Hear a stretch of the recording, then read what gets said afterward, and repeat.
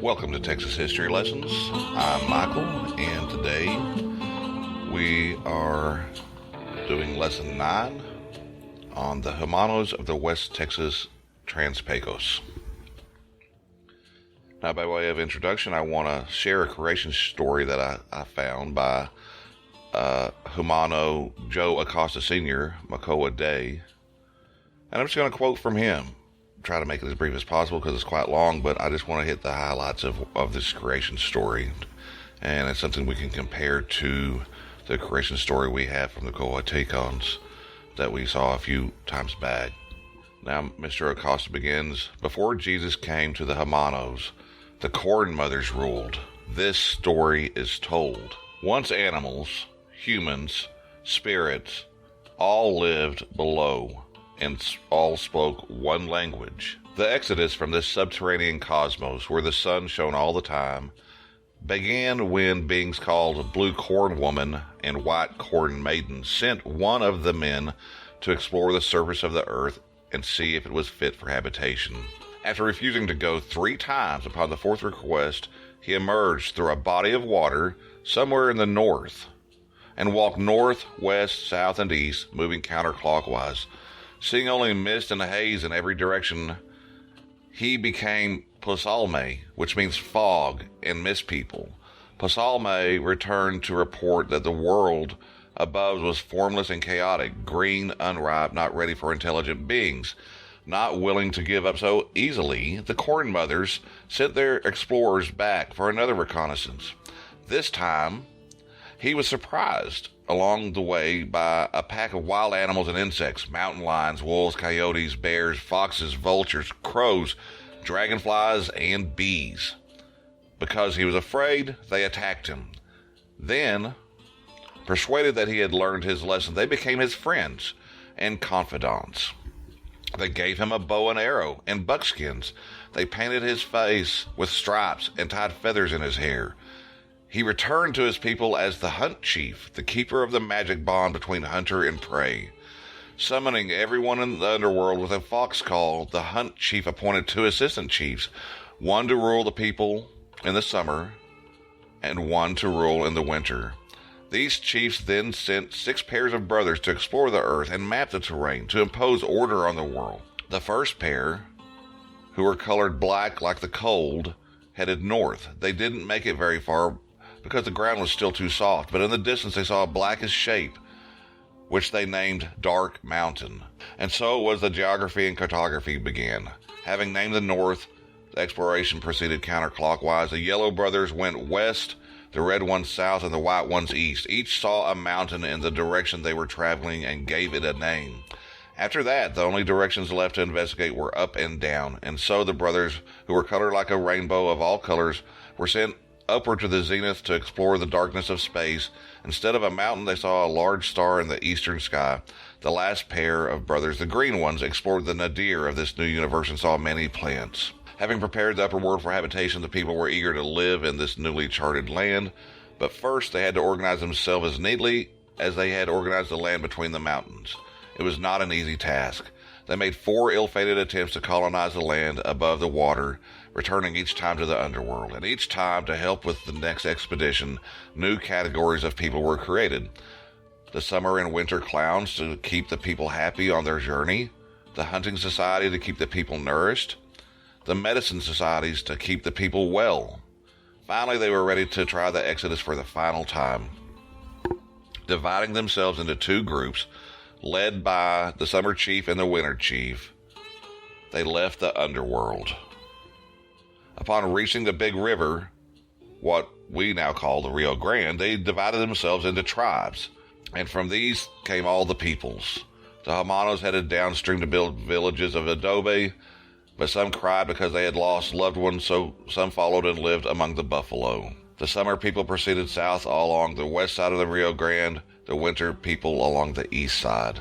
After each made 12 stops, forming pueblos like Tepolcolme and Pulique, the ancestors of the Jumano rendezvoused and started a village called Posalme on a hill above the site where the Spanish later named San Francisco. After an epidemic forced them to abandon the village, they moved to the canyons and mesas of the plateau at the edge of the Rio Concho and the flatlands to form the Jumano villages, including those that exist today. There are also many villages that don't exist today. It is the old stories that make us Jumano. The early Christians tried desperately to suppress these stories by calling our dances and beliefs paganistic, satanic, evil. The spirits that once inhabited the mountains disappeared when the stories ended. The Twin Peaks, once considered sacred by grandparents, are now only seen as nearby mountains to climb. But hope exists. So here we have a creation story of the Jumanos, people that lived in West Texas, Arizona, New Mexico, and Chihuahua, Mexico, and that still live there, and from California to Florida. As I've covered in other lessons on the indigenous peoples of Texas and Southwest, a lot of the historical literature says Jumano ceased to be in the 1700s, being absorbed by other tribes like Comanches, Apaches, and even assimilating into Hispanic culture. This is all true. But I am also happy to share, like I did with the Coatecans, the Jumanos are still here. To quote Felix Salmeron, who was kind enough to respond to me when I reached out to him, he's the tribal chairman of the Jumanos and a Jumano historian. He said there are many versions of the history of the Jumanos by many great authors. Unfortunately, the information that they have is the interpretation of the journals of Spaniards and the Catholic missionaries. There is yet to be a document written by an author that actually spoke with a Jumano. The Jumanos had family ties with Chihuahua through West Texas, New Mexico, and Arizona. They were referred to as nomadic people, and the only ones that moved across the mass area were the Jumano hunters and tradesmen. Families remained in the Pueblos villages in Chihuahua, Texas, Arizona, and New Mexico. He continues and says, they say that they were a docile people, and that is not true. They fought and defended their families. They talk about the Jumano country. In fact, Jumanos or anyone else did not own any land, as we believe that once you die, the land remains, and the new generations are responsible of taking care of it. There is so much that is not talked about, and the culture is one that is lacking. And then I went on and asked him about the historical literature's claim that they had disappeared, and he made a very good point.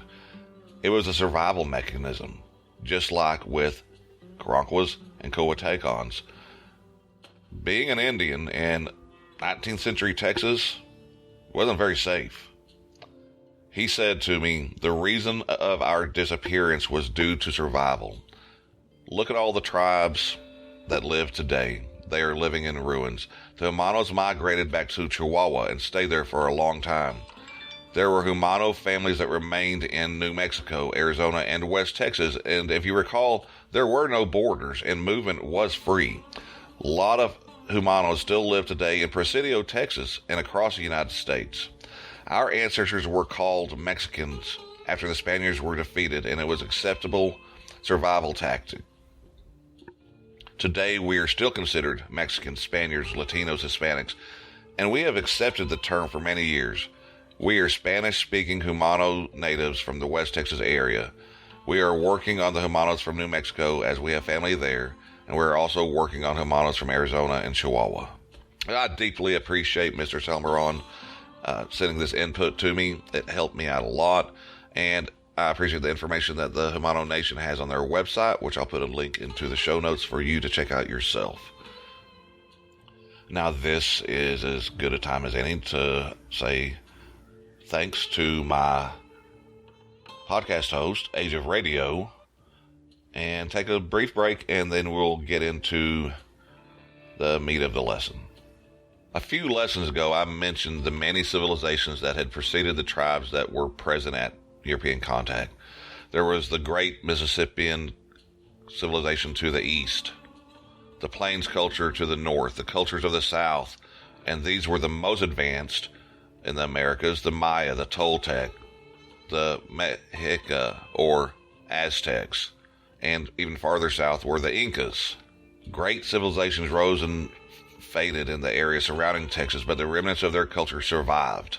And two more cultures that I left off that list were the Mogollon to the southwest, and the Pueblo to the west.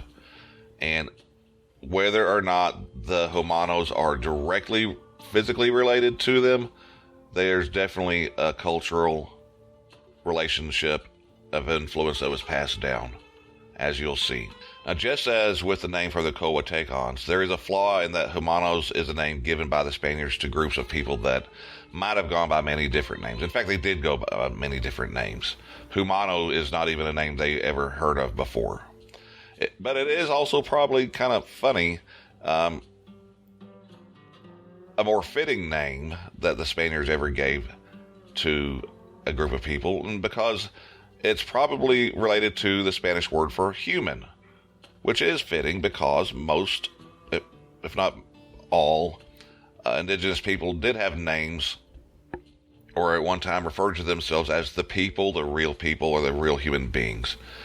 As one source says, the Spanish applied the name Jumano to a tremendous number of groups scattered over a large and diverse territory, often with very different economies. Jumanos have been ascribed to such various places, to bands in the Panhandle, even to the Wichita people living as far north as Oklahoma and Kansas. But for this lesson, we're sticking with the people that today consider their ancestors to be Jumanos, and we're going to stick to the geographic location that they hold by focusing on West Texas, the land along the middle Rio Grande from the Big Bend to present-day El Paso, that served as their home from the late prehistoric period to today. One source explains that there was no single Jumano culture, but several related cultures. They were successful farmers, hunters, and traders. And while some sources do say they were friendly and others say docile, being friendly, like the Carancos, it also could be, does not mean that they were not also fierce defenders of their families and lives when force was necessary. They were also some of the very first indigenous horsemen north of Mexico after the Spanish invasion. They lived in several towns or rancherias, growing corn and other foods along the Rio Grande from its confluence with the Conchos River northwest to El Paso. Other Hermanos were less sedentary, living in buffalo camps that stretched out to the arid lands west of the Pecos River. They definitely had cultural ties to the great westward Puebloan cultures, and like I said, if not by blood relation, then through influence. To quote W. W. Newcomb in his classic, The Indians of Texas, all in all, Puebloan culture was as advanced and highly developed as any native civilization north of Mexico, the cultures of the southeast possibly accepted. And I might disagree with a little bit of that, because what we know about the city of Cahokia up in the near the St. Louis, Missouri area is completely amazing. But we're going to get into that when we get into the Caddos. To continue with Newcomb. Sometime around AD 1000, there was a rapid expansion of this Puebloan culture, technically called the Jornado branch of the Mogollon. And Mogollon, for other purposes, may also be called Puebloan. Southward down to the Rio Grande. Jumano culture flourished from approximately 1000 to the early 1700s, and then declined rapidly, probably due to the increasing arid climate, which ruined their crops and drove away the buffalo, disease brought by the Europeans, and, again, invasion of the Apaches, just like we saw with the Carancos and the Coatecans. Newcomb again, the land of the Jumanos stretched from the vicinity of El Paso down the Rio Grande Valley as far as the Big Bend region of Texas, and a short way into Mexico up the Rio Conchos in Chihuahua. While their permanent villages were in these river valleys, all of Texas south and west of the Pecos may be considered as territory ranged to some extent by Jumanos or their nomadic relatives. Climatically, Trans-Pecos, Texas is arid, and large sections of it can be classified as desert. The land supports agriculture only where irrigation of one sort or another is possible.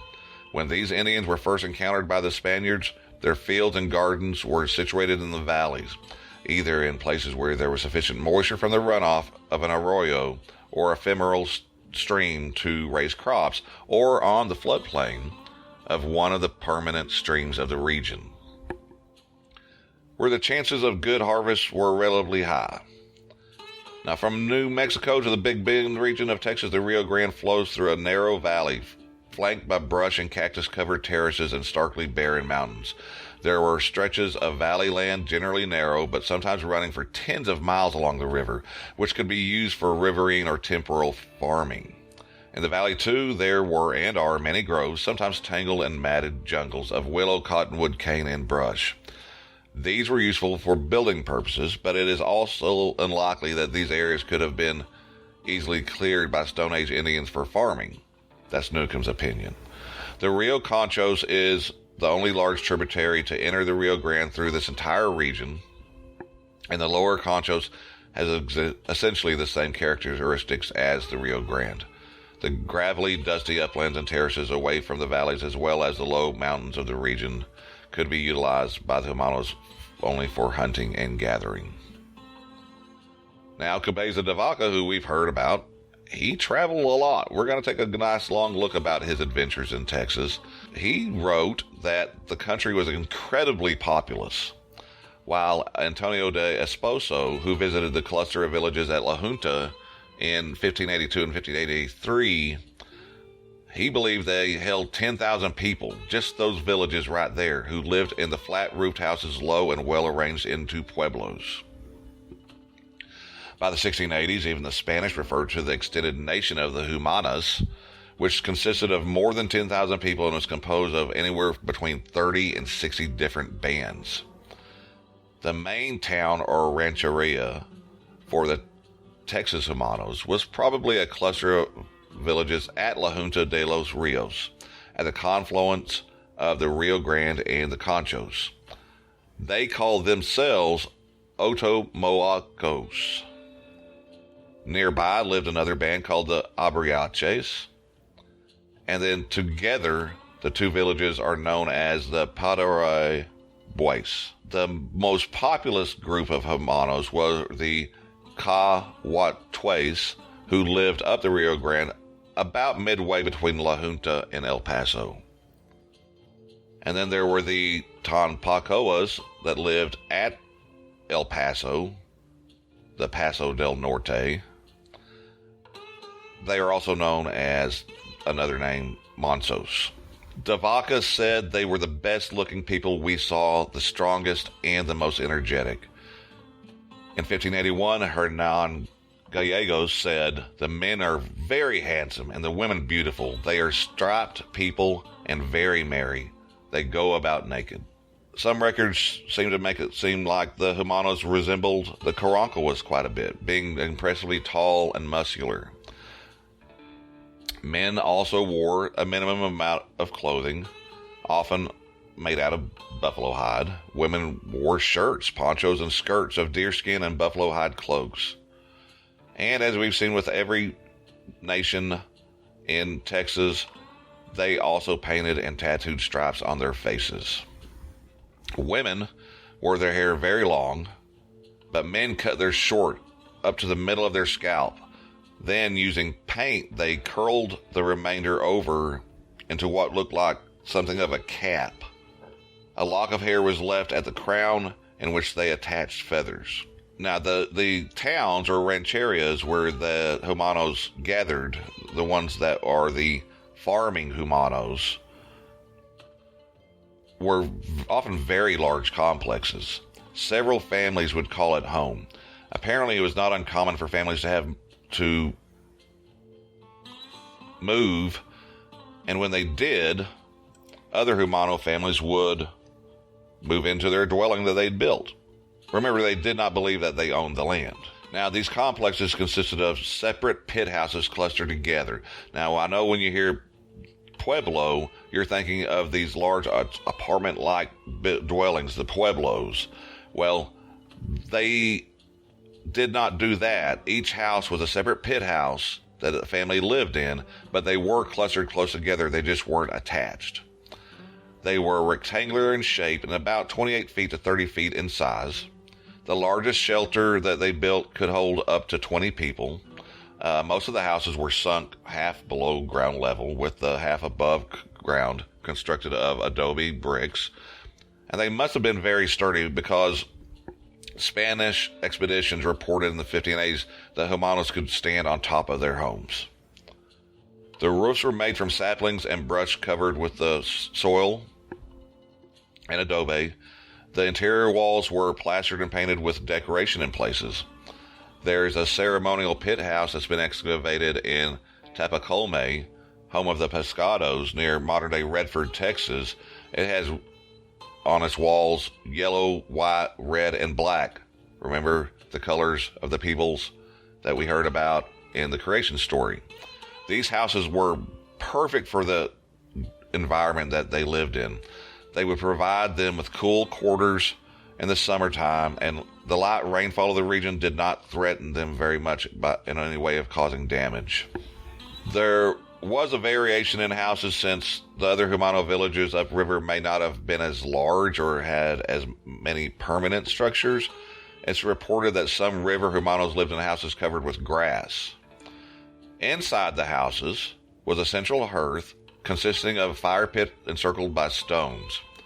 They could cook meals there using a large pot or gourds.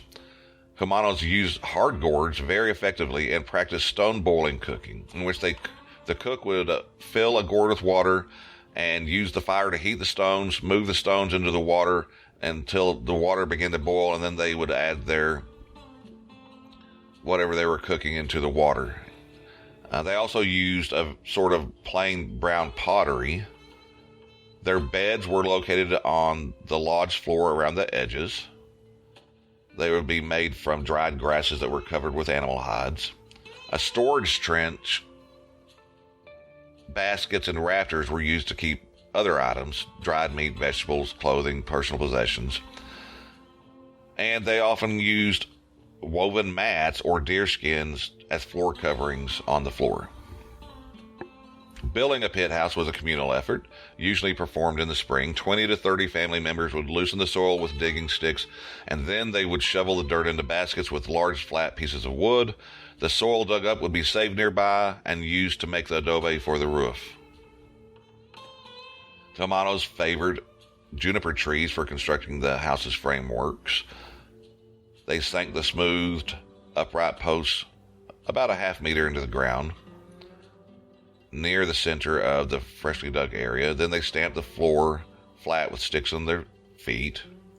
Flexible willow twigs bound rafters to the posts, but the rafters did not meet in the center in order to allow for a rooftop entrance opening. Horizontal poles lashed between the rafters supported the roof coverings of poles, bark, and soil. A notched ladder with one step missing that only family members would expect was placed in the hole at the top of the building. This helped protect the inhabitants from unwanted invaders. You're climbing down a ladder, you miss a step, oh, you're going to fall. The family would instinctively remember always to hit that step. A second entrance built in the side of the house provided entrance for elders and children. Now these are the buildings of the river Jumanos, the Jumanos that practiced mostly farming. They also did go hunt buffalo and all kinds of other animals, as we'll see. But the other group of Jumanos were the buffalo hunting Jumanos, the ones Cabeza de Vaca called the cow people, or the Cibola, and they hunted beyond the Chisos and Davis Mountains on the southernmost plains of West Texas, and they would have had mobile dwellings. We don't know a lot about Jumano's social or political organization. It appears from Spanish records that personal conflict and warfare between the groups seems to have been minimal. This in no way should be understood as an implication that they wouldn't fight if need arose. The towns were governed by chiefs called caciques by the Spanish.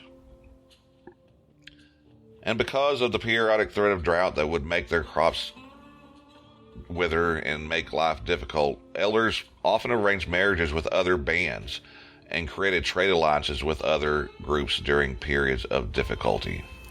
The Spaniards reported that Jumanos of the 16th and 17th centuries had an extraordinarily successful economy, not only through their own hunting and agriculture, but through their trade efforts. I believe it's Donald Chipman, the historian, who said that they were the Venetians of the plains. Hunting provided buffalo, deer, rabbits, antelope, mountain goats, armadillos, skunks, rabbits, and birds. And of course, the rivers would provide fish. Those living along the Rio Grande and Conchos rivers and the ancillary streams grew corn, beans, tomatoes, squash, onions, sunflowers, and bottled gourds. They gathered mesquite beans, maguey leaves, cactus pears, chilies, garlic, cilantro, and cumin. Salt could also be found in river marshes and lagoons and was a very important source of items that they could trade. And they also built granaries to store their food in. Now, their theory is as to why there was a division in Jumanos between the ones that did mostly farming and hunted and the ones that seemed to mostly hunt. There's a theory that there was a periodic droughts of the West sent some river Jumanos onto the southern plains, and here they hunted buffalo afoot and lived in hide shelters. But at some point, after all these droughts happening, a few families, they think, must have decided to remain on the plains, where they prospered by focusing their lifestyle on the buffalo, pretty much adapting the plains culture of buffalo hunting. But they would also return and trade with their family members to the south. Now, if all of this isn't interesting enough, we get to something that is completely fascinating to me. The Jumanos' role as traders. We've talked about in previous lessons about how Texas, while not having any dominant civilization grow up here, was a transitional zone and a network for trade where things from the south were brought up and introduced to the north, east, and west of Texas. And this is where we get to that. And it's the Jumanos, that their role as traders, where it seems especially interesting to me. Texas was a vast center of trade and transition for goods from west, south, and east and north, and the Jumanos continued this tradition well after the Spanish arrived. And the Spanish even utilized them for this. It was a geographically important area. The Jumano villages along the Rio Grande were directly on the route between the Spanish in Mexico and the wealthy, populous Pueblos to the north. And then their plains Jumanos stood between the Pueblos in the west and the Coatecans, Carancawas, Tonkawas, and Atacapas, the southern migrating Wichitas that were coming down in the 1700s, and the Caddos to the east. They are in the middle of this route. And as one writer put it, they were poised to exploit the spiderweb of exchange networks that connected virtually all people of Texas, and they did a great job in the process. They served as active traders, being the facilitators of trade of food, pottery, and blankets, and salt between groups as far apart as the Caddos of East Texas and the Pueblos of New Mexico. De Vaca claimed that the river Jumanos and the buffalo hunting Jumanos were not on friendly terms when he visited. He said they were enemies. Nevertheless, they did exchange and trade between the two groups. The hunter Jumanos brought buffalo meat and hides to the river villages and traded for corn, beans, bows, and a host of other foods and utensils. Both Jumano groups also traded with the Pueblo towns along the upper Pecos and Rio Grande. There they would acquire cotton blankets and nuggets of turquoise. They were a nation of traders. The buffalo hunting Jumanos on the plains and the farming Jumanos at La Junta developed interdependent relationship, and I will reiterate that their trade network covered a much larger and wider area than just the Rio Grande and southern plains. When Antonio Espejo visited the Jumano villages along the Rio Grande in the 1580s, the Jumano elders who control exchanges brought him many things made of feathers of different colors, and some small cotton mantas striped with blue and white. That another nation that adjoined them towards the west brought them those things to barter with them for dressed hides of cows and deer. One of the reasons for their mastery of trade in South Texas, it was a consequence of their seasonal migration patterns. Many indigenous people came to the southern plains to hunt. The Caddos, Tonkawas, Coatecans did. And the Jumanos, being there, created close relationships with Caddos and their neighbors, the Tejas Alliance, and actively traded between these tribes and those along the Rio Grande. Their trade routes followed and linked several river bottoms and river systems, including the Pecos, Canadian, Brazos, and the Colorado of Texas. Then came the horse, which greatly expanded their reach, and when they adopted an equestrian way of life. Indigenous peoples produced commodities such as corn, salt, buffalo meat, and hides, pottery, bows, arrows, feathers, seashells, projectile points, chunks of flint, river pearls, nuggets of turquoise, and other minerals, even Indian captives. All of these commodities, sad to use that term, makes me my skin crawl using the word commodity for a captive, using a source that used that term. But to carry on, all of these things made their way into this cross-Texas Jumano trade, along with such Spanish items as horses, firearms, metalware, beads, cloth, and clothing. Everyone wanted firearms and horses, and the Jumanos could supply them, and did. When La Salle visited the Caddos in the 1600s, he was amazed to see the results of the Jumano trade efforts. The Caddo elite possessed Spanish clothing, swords, religious artifacts, and many horses. The Jumanos would leave and carry hides and peltries for sale in New Spain. The Jumano traders were also serving as Spanish surrogates and promoting friendly relations with the nations of the North, the Caddoan confederacies, and the Wichita, and Spain.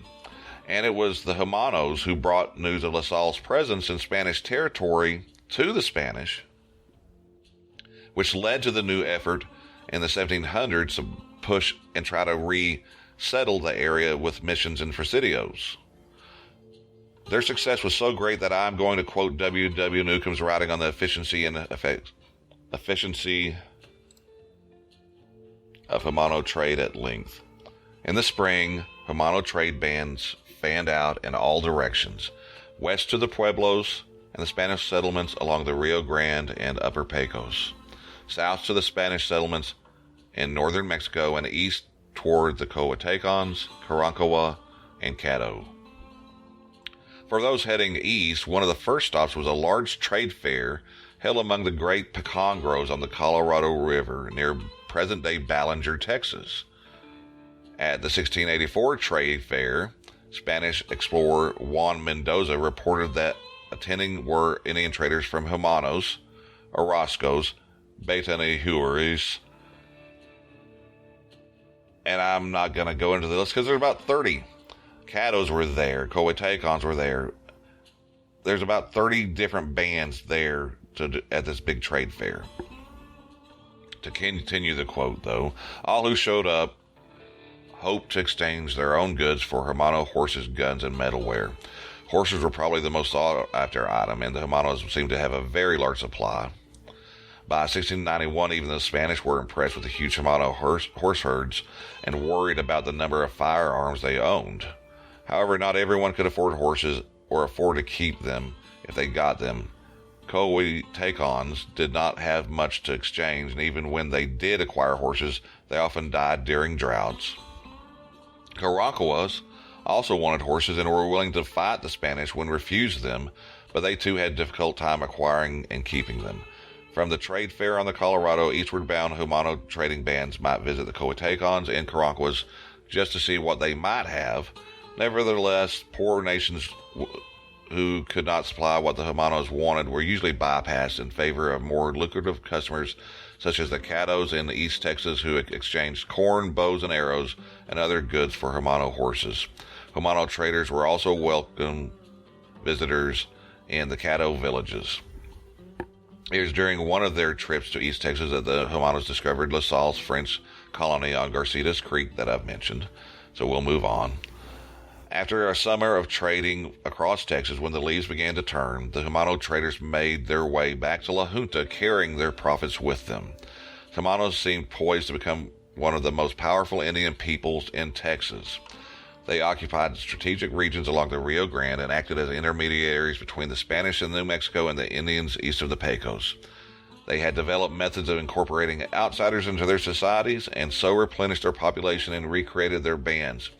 They were seen as the consummate traders throughout southern Texas and desired by all as economic partners and military allies. But as we've seen with other lessons in history, when there's great success, there's always a threat of something that's going to try to come and take that success away. And the main threat that the Jumanos faced was the increased encroachment of the Apaches from the north. They wanted both the Jumano hunting grounds and the trade access along the Rio Grande. By 1600, the Apaches already conquered the trade at the Pecos Pueblo, and they dominated a wide area east of that site. Around 1660, Apache pressure forced Jumanos to increasingly abandon New Mexico. La Junta de los Rios remained their only foothold on the Rio Grande, and they continued their trade following a route along the lower Pecos and Colorado rivers. But by 1690, Apache bands pushed eastward to the upper Colorado and Brazos and hindered this route. The Apaches reigned supreme, and the Jumanos gradually began to have no intact territorial base. They were no longer masters of trade, and according to some history, the remnant groups around La Junta joined forces with the Apaches after 1700, when the Apaches pushed southward along the Rio Grande below El Paso. In addition to these pressures were the Spanish slave-catching expeditions that were sent northward to fill the labor needs of Spanish mines in northern Mexico. All of these events altered traditional Jumano society. Traditional leadership families went into decline due to death and displacement. Acculturation provided a safety net. Leadership went to Jumano men who could make the best deals with the Spanish, acquire goods and foods, and find protection from the Apaches and other threats. The southward moving Apaches of the late 17th and early 18th centuries began absorbing members of the Jumanos, Coatecans, and other nations. By 1716, Apache bands were living in peace with the Jumanos just north of La Junta, and Jumanos often married Apaches and joined them in attacking the missions in San Antonio in 1731. As the 1700s proceeded, the Jumanos increasingly became a part of either Apache or Comanche culture or entered more and more into Spanish society. To again quote Felix Orona Bonilla Salmeron, the historian of the Jumano Indian Nation, a native of Colorado City, Texas, and a retired U.S. Marine and tribal chairman of the Jumano Nation of Texas, Jumanos are well and alive and have families related across Florida, Tennessee, Texas, New Mexico, and California, just to name a few. There are more stories to tell about the Jumanos as they moved from an Uto-Aztec culture to a Christian culture with baptisms and acceptance of the 7 sacraments of the church. Today, much credit is given to the Apache Jumanos, the Comanche Jumanos, and the Lipans, as well as the Tiguas. The true fact is that the Jumanos still are a solid Jumano Indian nation of West Texas, and the culture and heritage remains the same. On May the 15th, 2019, the Texas House of Representatives passed House Resolution number 1565, which says in part, whereas, with a proud heritage that spans many centuries, the Jumano Indians of Texas have been a vital part of the history of the Lone Star State, and whereas the Jumano were living in parts of present-day Texas when Europeans first arrived in the area, and they may have encountered the Spanish explorer Cabeza de Vaca in 1535 near the site now occupied by the city of Presidio, they were first identified as Jumano in 1582 by another explorer, Antonio de Espejo, and whereas in this area the Jumano were a semi-nomadic people who hunted buffalo, farmed, and served as salt traders following the Colorado River to where it joins the Concho River. Early on, they adopted the use of horse, and some Jumano were associated with Pueblo villages. Their original territory stretched from what is now the Chihuahua region of New Mexico through West Texas and into New Mexico.